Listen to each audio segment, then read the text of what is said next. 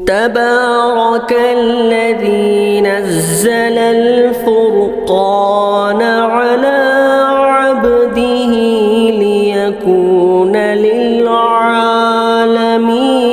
नज़ीरा।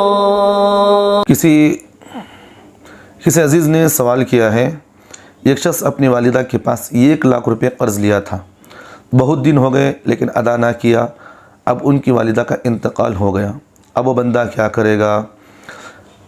देखिए, जो रकम आपने अपनी वालिदा को कर्ज़ के तौर पर लिया था और अदा ना कर सके उनकी ज़िंदगी में, अब अपनी वालिदा का इंतकाल हो गया है, तो अब ये पैसे तरका में शामिल होकर ये वरसा में तकसीम होंगे।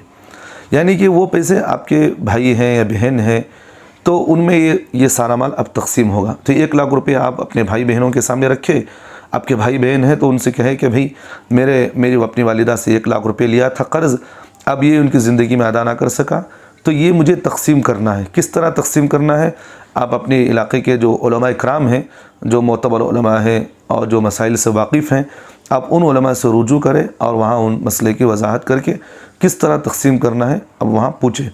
अब रही बात, दूसरी बात यह है कि बाज़ लोगों को देखा है कि वालिदा के जो माल हैं और बाप इस तरह जो माल छोड़ कर जाता है बग़ैर भाई बहनों की इजाज़त के वो माल को सदका कर देते हैं, मस्जिदों में दे देते हैं इन बग़ैर रज़ामंदी के, इनके वरसा के।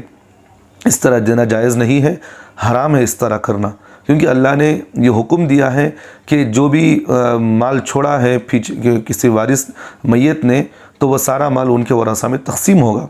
तो आपके लिए ज़रूरी है कि जो माल आपकी वालिदा ने आपको कर्ज़ के तौर पर दिया था वो सारी रकम आप अपने भाई बहनों में तकसीम करेंगे।